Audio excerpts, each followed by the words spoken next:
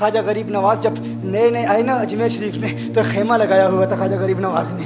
خیمے میں خواجہ غریب نواز عصر سے لے کر مغرب کے وقت تک روتے رہتے تھے. ایک نوجوان اجمیر سے باہر گیا ہوا تھا پڑھنے کے لیے, کچھ عرصے کے بعد واپس آیا اور اس خیمے کے قریب سے گزر ہوا اور گزرا تو رونے کی آواز آئی. فوراً دیکھتا ہے کہ خواجہ غریب نواز رو رہے ہیں, ابھی غیر مسلم ہے, اسلام قبول نہیں کیا. فوراً گھر جاتا ہے, ماں سے پوچھتا ہے, ماں یہ مسلمانوں کا گرو کیوں روتا ہے, مسلمانوں کا بابا کیوں روتا ہے؟ میں ہر روز گزرتا ہوں, عصر سے مغرب کے مابین جو وقت ہے یہ روتا ہے. ماں نے کہا جاؤ اس سے پوچھ لو کیوں روتا ہے. وہ نوجوان خواجہ غریب نواز کے خیمے کے اندر آیا, کہا بابا میں ہر روز یہاں سے گزرتا ہوں, آپ کے رونے کی آواز آتی ہے, بتائیے آپ کیوں روتے ہیں؟ کہا جاننا چاہتے ہو میں کیوں روتا ہوں؟ میں نے ایک مدت اپنے مرشد کے ساتھ گزاری ہے, مرشد کی خدمت میں گزاری ہے, مجھے اپنے پیر کی یاد رلاتی ہے, پیر کی یاد رلاتی ہے. میں عصر سے مغرب کے وقت تک اپنے مرشد کی یاد میں روتا رہتا ہوں. اس نوجوان نے کہا اچھا میں نے تو سنا تھا کہ انسان کو جب درد ہوتا ہے, تکلیف ہوتی ہے تو تکلیف انسان کو رلاتی ہے, آپ کو تو محبت ہے, یہ محبت میں بھی انسان کو رونا آتا ہے؟ کہا ہاں ہاں ہے نوجوان, انسان محبت میں بھی روتا ہے. کہا تو پھر مجھے بھی رونا ہے, میں بھی رونا چاہتا ہوں, مجھے بھی رونا سکھا دیجئے. کہا تو رونا چاہتا ہے؟ رونا چاہتا ہوں. کہا ٹھیک ہے, دو شرطیں ہیں, مسلمان ہو جا اور میرا مرید ہو جا. کہا میں ماں سے اجازت طلب کروں گا. ماں کے پاس گیا اجازت لینے کے لیے. ماں نے کہا تو ضدی ہے, جب تو ارادہ کر لیتا ہے, جو ارادہ کرتا ہے تو پورا کرتا ہے, جا جو کرنا چاہتا ہے کر لے. خواجہ غریب نواز کے بارگاہ میں حاضر ہوا, عرض کرتا ہے بابا میں پھر مسلمان ہونا چاہتا ہوں, مجھے مرید کر لیجئے. خواجہ غریب نواز نے مرید کر لیا, خواجہ غریب نواز کا مرید ہو گیا. اب خواجہ غریب نواز نے کہا اب وقت سارا میرے ساتھ گزرے گا, ناشتے کے وقت خواجہ غریب نواز کے ساتھ, سحری کے وقت خواجہ غریب نواز کے ساتھ, سحر کے وقت خواجہ غریب نواز کے ساتھ, پورا دن اسے خواجہ غریب نواز کے قرب کی کچھ ایسی عادت ہو گئی, خواجہ غریب نواز کا دیوانہ ہو گیا, ان کا عاشق ہو گیا. کچھ عرصہ گزرا, خواجہ غریب نواز نے فرمایا اب تیرے لیے 3 دن کی چھٹیاں ہیں, 3 دن کے لیے چھٹیاں ہیں, 3 دن کے لیے چلا جا.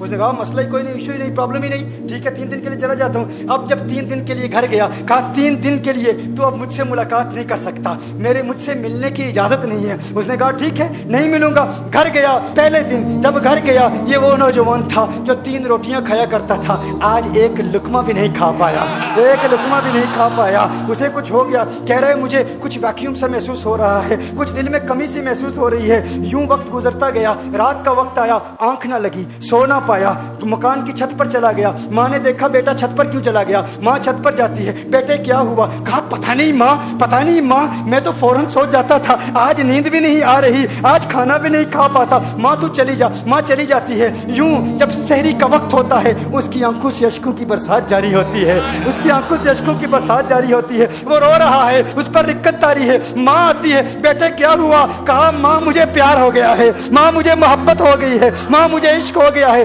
جا غریب نواز کے پاس, کہا مجھے بلا لو. اب یہ جدائی برداشت نہیں ہوتی, اب مرشد کی جدائی برداشت نہیں ہوتی. ماں فوراً خواجہ غریب نواز کی بارگاہ میں حاضر ہوتی ہے. کہا میں نہیں جانتی ہے مسلمانوں کے بابا, تو نے میرے بیٹے کو کیا دے دیا, تمہارا تعلق نہیں سمجھ پاتی, تمہارا رشتہ نہیں سمجھ پاتی, لیکن وہ تو رو رہا ہے, کہتا ہے واپس بلا لو. خواجہ غریب نواز نے کہا نہیں ابھی وقت نہیں ہے, میں اپنی زبان میں کہتا ہوں. گویا کہ خواجہ غریب نواز نے کہا ہوگا ابھی تو ابتدائی عشق ہے, روتا ہے کیا, آگے دیکھ ہوتا ہے کیا. تیری تمنا تھی, تیری خواہش تھی کہ محبت میں رونے کی عادت ہو جائے, ابھی تو ابتدا ہے. ماں کو واپس بھیج دیا, کہا واپس چلی جا. اسے کہا ابھی اجازت نہیں ہے, وہ واپس چلی جاتی ہے. بیٹے کو بتاتی ہے کہ ہے میرے بیٹے وہ تو اجازت نہیں دے رہا. کہا ماں سن لے, اب اگر نہ بلایا تو میں مر جاؤں گا, یہ محبت مجھے مار ڈالے گی. ماں اگر مجھے زندہ دیکھنا چاہتی ہے تو میرے مرشد کو راضی کر لے, میرے مرشد کو بتا دے اب یہ جدائی برداشت نہیں کر سکتا.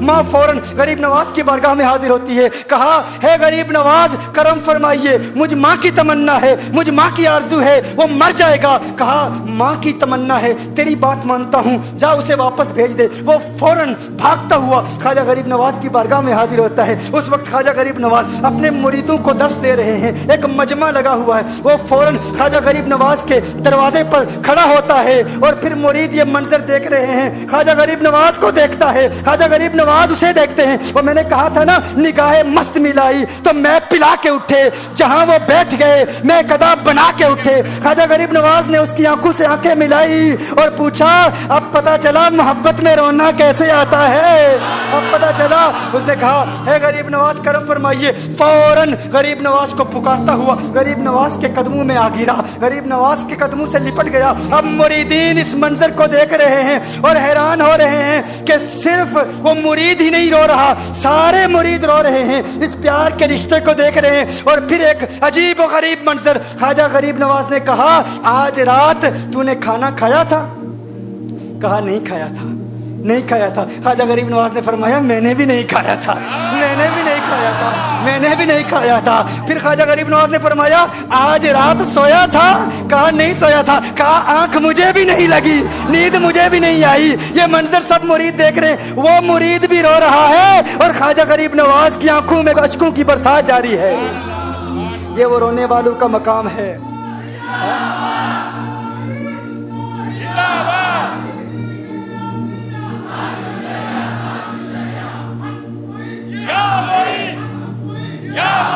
ये डिस्कशन हो रही है पीर और मुरीद की, और फिर ये आंसू बातें कर रहे हैं। मेरी दास्तान हसरत वो सुना सुना के रोए, मेरी दास्तान हसरत वो सुना सुना के रोए, मेरे आजमाने वाले मुझे आजमा के रोए। कोई ऐसा अहले दिल हो कि फसाना है मोहब्बत, मैं उसे सुना के रोऊं, वो मुझे सुना के रोए।